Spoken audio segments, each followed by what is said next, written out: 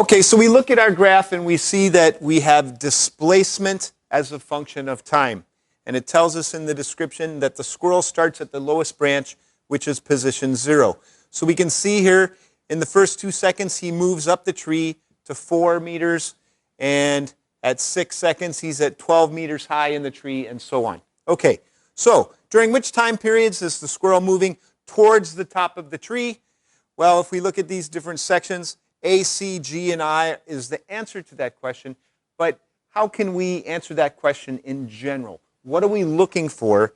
How did we come up with these 4 sections of the graph? And the answer is we're looking for a region that has positive slope, right? So positive slope, positive slope, positive slope, and positive slope. That indicates a movement towards the top of the tree. Likewise, away from the top of the tree is going to be negative slope. So D, E, and H all have negative slope portions. Okay? Then not moving vertically, that's neither positive nor negative slope, so that's a slope of 0. So we see B and F. Okay. Find the average velocity between 3 and 5 seconds. So there's 3 seconds. There's 5 seconds. So we look at the position, and we look at the change in the position. So 5 seconds. Oh, I got the wrong spot there. There's 5 seconds right there. So that's 10 and 4. So my final position, remember we always delta, we take the final minus the initial. So 10 is my final position over that time interval. 4 is my initial position. And then the time, of course, is 2 seconds from 3 seconds to 5 seconds. Final minus initial. 6 over 2, or 3 meters per second. Then I don't show the calculation for the next two. Negative 2.67 meters per second and 0 meters per second. Okay? When does the squirrel return to the original position? Well, here's my original position. So anytime the graph crosses the time axis, so right there, right there, right there, and right there, you just kind of eyeball it. I came up with 10.2, 13.5, 16.5, and 20. Okay? Find the velocity from 18 to 20 seconds. So in this region I, the final position is 0. The initial position was negative 10. So 0 final minus negative 10. You get a minus of a minus, which gives me a positive, and positive 5 meters per second.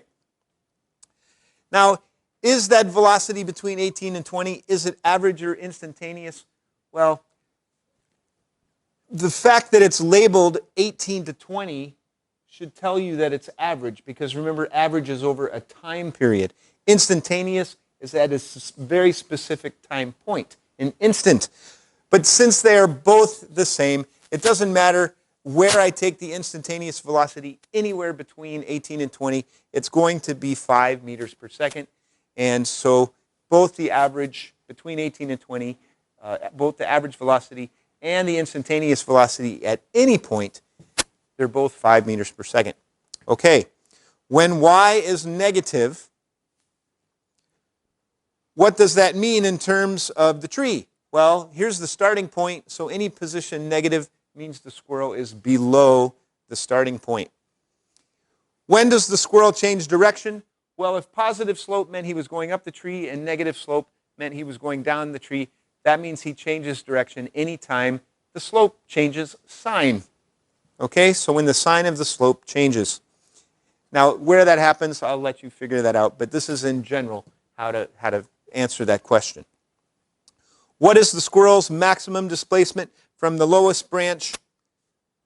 Well, in the positive direction, he displaces positive 12 meters, and in the negative direction, he displaces negative 10 meters. So the greatest one, positive 12 and negative 10, so 12 meters. Okay? When is the squirrel speeding up? Well, remember the slope of position time is velocity. So if he's speeding up, that means the slope is increasing in magnitude. He could be speeding up the tree or speeding up down the tree. So the slope increases in magnitude, and of course, slowing down, the slope decreases in magnitude. Identify the following. The slope of the position time graph, of course, we know that is velocity. The slope of the velocity time graph, well, the change in the y-axis over the change in the x-axis. So if the change in velocity over the change in time is the definition of average acceleration. Okay, so if it's a tangent line, a slope at a certain point, which is the tangent line, then it's the instantaneous acceleration. And if it's the slope of the secant line between 2 points on the graph, then it's the average acceleration. We'll just write acceleration here this time. Okay, the area under the acceleration time graph, this is a very, very important little symbol here, that delta velocity. Remember, the area under the acceleration time graph can only tell us the change in velocity. We don't know the starting point, and we don't know the ending point. In other words, we don't know the initial velocity or the final velocity. We only know the difference between those two. Okay? Same thing for the area under the velocity time graph. It only tells us the change in the position, the difference between the final position and the initial position, which of course is the displacement. So you could have written displacement here instead of delta position. Both are correct. Okay, next one, a motorboat traveling straight down a river at 40 meters per second. So here's the table. Sorry you had to add a line. You definitely want to include the time equals 0 in the table. You might have counted there were only 10 lines, and so you might have started at just the 1. But between 0 and 1 is an important part of the graph. So you want to start at 0 and go all the way to 10. Okay, so that includes 11 lines. Oh well. All right. Use the data table to plot position time graph. So there we go. I've done it. Time on my x-axis, displacement, or now, okay. Is it position or is it displacement? Well, if I'm starting at 0, then my position is my displacement, right? Because from 0 to 20 is a displacement of 20 meters, and I'm located at position equals 20 meters. So it's a subtle difference, but just be careful. You know, it is the position, but since we're starting at 0, we can also call it the displacement from position 0. Okay, so that's why I've labeled it with displacement here, where it says position here. Okay, so you notice it's a straight line when you graph that data, and the slope of that line is the velocity of the boat, right? And of course, you can see that every second that goes by, the position changes by 40 meters, so the velocity of the boat is 40 meters per second. And sure enough, that is the slope of that line. And when we graph velocity, we see that it is 40 from 0 to 10, so that's just a horizontal line indicating constant velocity of 40 meters per second. Here, the value is 40. And lastly, what is the displacement between the 5th and the 10th seconds? So there's two ways we can do it. We can look at what is the position at 10 seconds, what is the position at 5 seconds, and take the difference for our displacement. Or we can work with the velocity time graph and take the area under the curve from 5 seconds to 10 seconds. And you see the base of that rectangle is 5. The height of that rectangle is 40. So the area of that rectangle is 40 times 5, or 200. And when we do our method over here, 400 minus 200 also gives us a displacement of 200 meters. Either way we do it. So here we have a graph of position as a function of time. Some object is moving, doesn't tell us what it is, doesn't matter really. We see that it increases with constant velocity. I know that because the slope is constant. And then it stays in the same position, so it has 0 velocity. It's not moving anywhere. And then it has negative velocity corresponding to the negative slope as it returns back to the starting position. Okay? So how far does the object travel between 5 and 10 seconds? So between 5 and 10 seconds. So be careful. It's easy to think, oh, it's the area under the curve. No. Displacement is the area under the velocity curve. So make sure you get it right. When I have the position graph, I look at what is my position at 10 seconds, what is my position at 5 seconds, and take the difference. Okay, so that's what we've done here, 10 meters. How far does the object travel between 15 and 20 seconds? Well, you can see that the velocity is 0 during that time. The object isn't moving at all, so 0. During what time interval is the velocity 0? Well, that, of course, is when the slope is 0, so that's between 15 and 25 seconds. And then, what is the velocity between 10 and 15 seconds? That would be the slope of this section of the graph, and so that comes out to 2 meters per second, positive 2 meters per second. And then, is the object accelerating during this trip?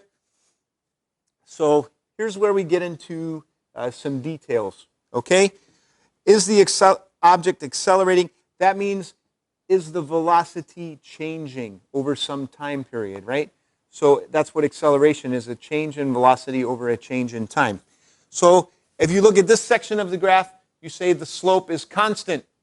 You look at this section of the graph, the slope is constant. You look at this section of the graph, the slope is constant. So technically speaking, just between this section, and this section, the slope isn't changing. So you would say there's no acceleration. But certainly that doesn't make sense. Of course there's acceleration somewhere, because you can't go from 2 meters per second to 0 meters per second without changing your velocity. So we're going to talk more about it in the following graphs, but right here there's acceleration, and right here there's acceleration. So that's what I've written here. At both 15 and 25 seconds, there is acceleration occurring. Let's just put on hold until the next couple of examples, a more detailed explanation of that, okay? Here we're given a velocity time graph.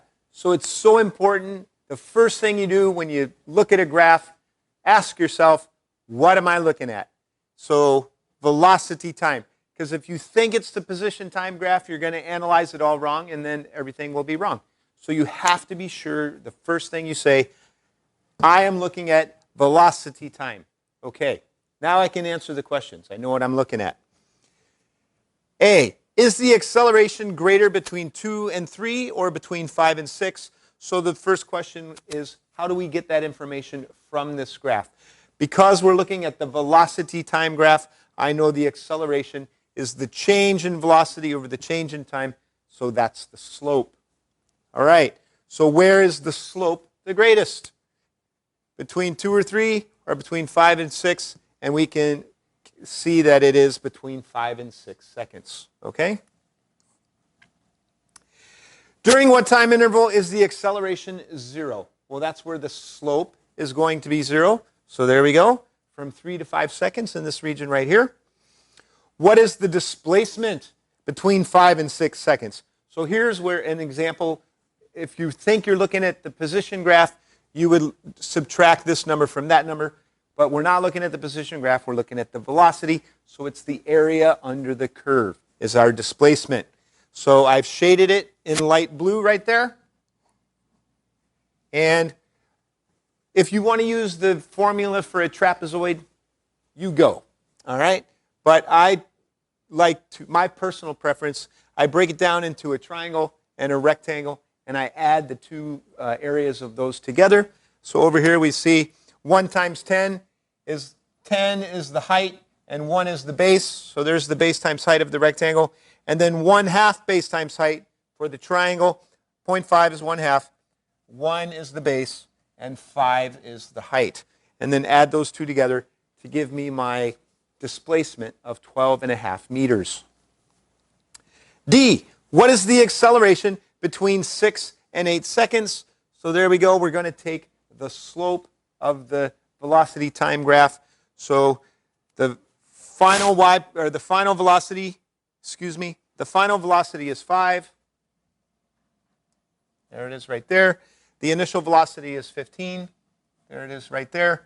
And then the change in time, of course, is 8 minus 6, or 2 seconds, to come up with our answer of negative 5 meters per second, or negative 5 meters per second squared. And the last one, what is the displacement between 3 and 4? Of course, displacement is the area under the curve, a base of 1, a height of 10, so base times height, 1 times 10, 10 meters. All right, we got a graph. Remember, what are we looking at? That's the first thing you ask yourself. Position as a function of time. Okay, now I can answer the questions. Here we go. Part A. What is the velocity between 20 and 25 seconds?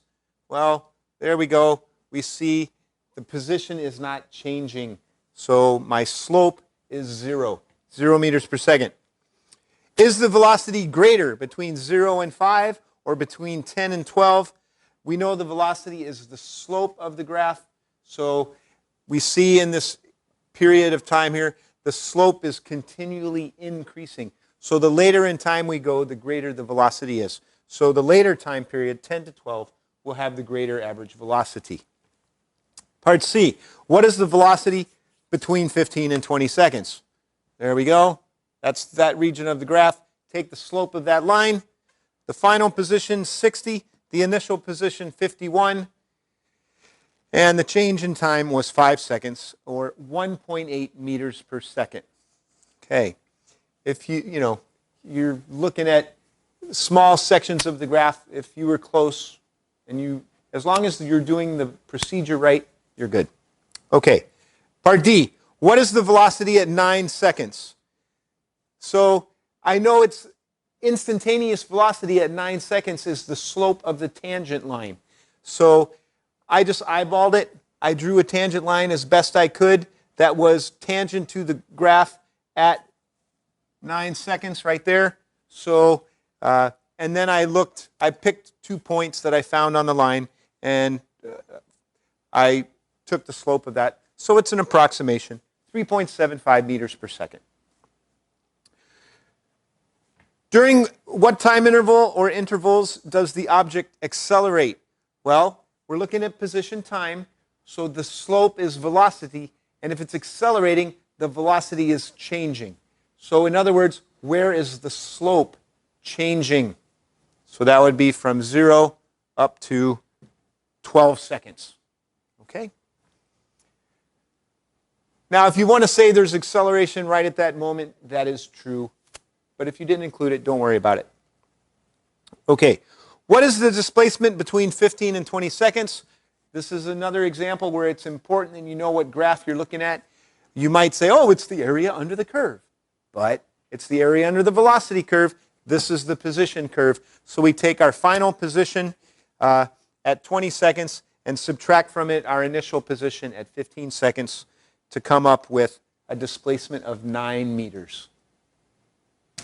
Okay, in this problem, we are given the velocity graph, and we're asked to sketch both the position time graph and the acceleration time graph. So let's start off with the position time graph. Now, I know that going from the velocity graph to the position graph requires taking the area under the curve, and that only tells me the displacement. It does not tell me the initial and the final positions. So we're going to have to make an assumption here. We're going to assume that the object is starting at position equals 0. Okay, starting at the origin. So that's what I'm going to assume. All right, so I notice the velocity graph has 4 distinct regions where the slopes are different. So I'm going to break it down into 4 regions. And the first region right here is a triangle. And so when I take the area of the triangle right here in region number 1, 1/2 base times height. The base of the triangle is 19. The height is 40 for a displacement of 380. So assuming it starts at the origin, that means it went from 0 to 380 meters. Now, if you looked at this graph and you thought that was 20 seconds, that's fine. It's hard to tell. If you look closely, you'll see that it's 19. Okay? But if you got 20, don't fix it. Just leave it the way it is. All right? So your numbers will be a little bit different if you had 20 instead of 19. But from 0 to 380, so the displacement is 380 and the position is 380. Okay, next part.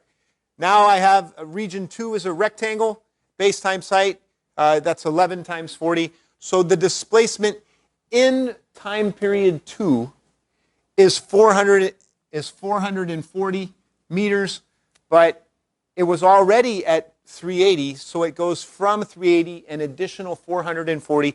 So now it's at 820. Okay?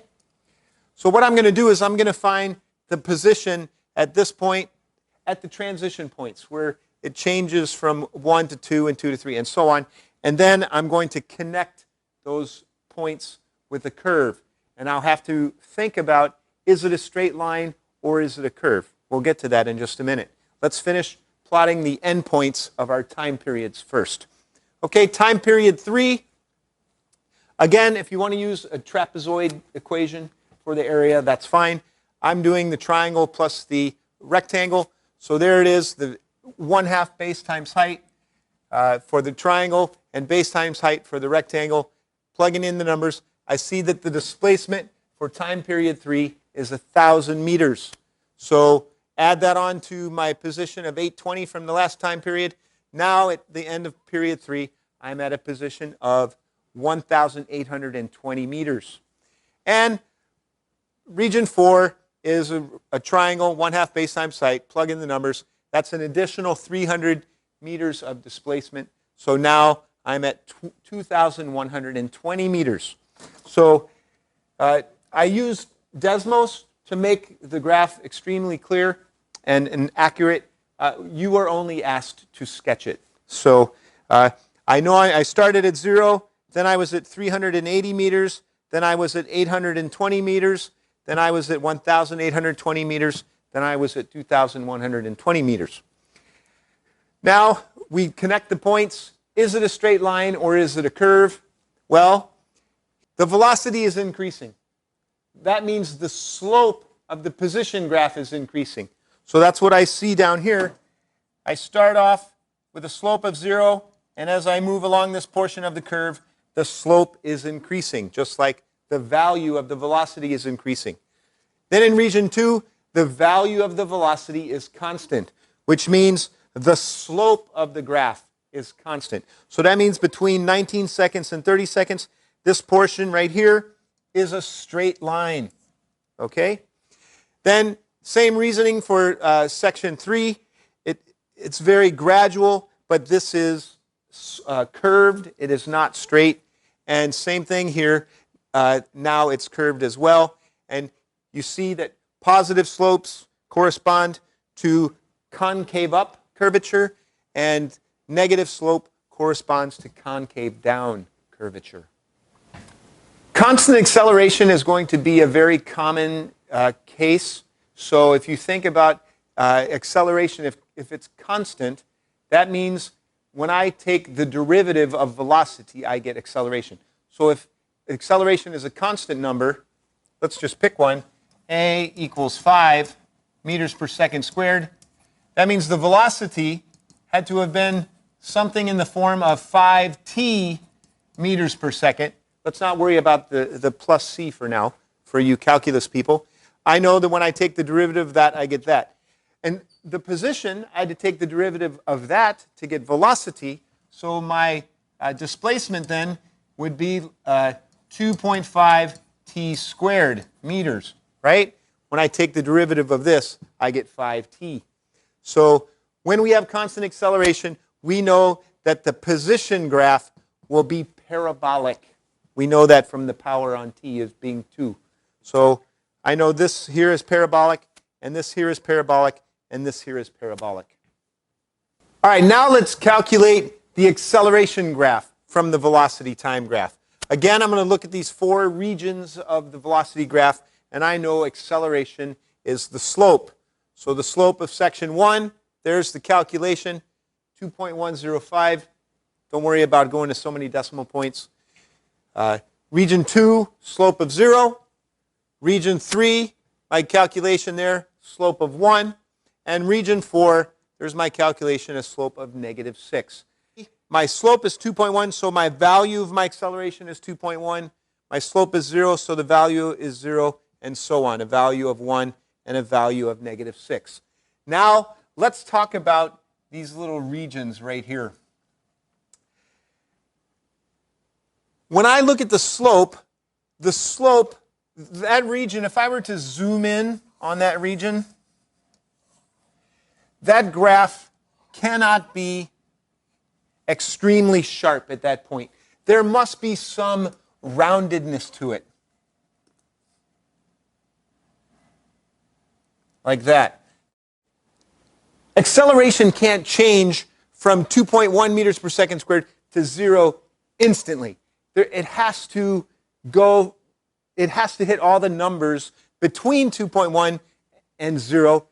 It can happen very quickly, but it can't happen instantly. And because if it did happen instantly, that means this graph would drop from 2.1 to 0 immediately, and this line connecting those 2 points would be vertical. And we know for a graph to be a function, it has to pass the vertical line test. A vertical line can only intersect the graph at one point. So if this was vertical, the vertical line test would be on top of many, many points, and we know that that would fail the test for being a function. Life is a function. The way things work in the world is a function. You can't have multiple values of acceleration at the same instant in time, which is what a failure of the vertical line test would indicate, that I would have 2.1 and 2 and 1.9 and 1.8 happening all at the same time, and that doesn't happen. The steeper this is, that means the faster the acceleration changed, okay? But it can't happen instantly. So that's why I've exaggerated a little bit here. I've given these sections of the graph a slight tilt to them, okay? They can't be vertical. If you didn't draw that in your sketch, don't worry. I just wanted to point it out. So here you go. I made a separate page to describe this, and I'll put the drawing here as well. If I zoom in on that part of the graph, there has to be some roundedness to it. It can't just be extremely sharp. Okay?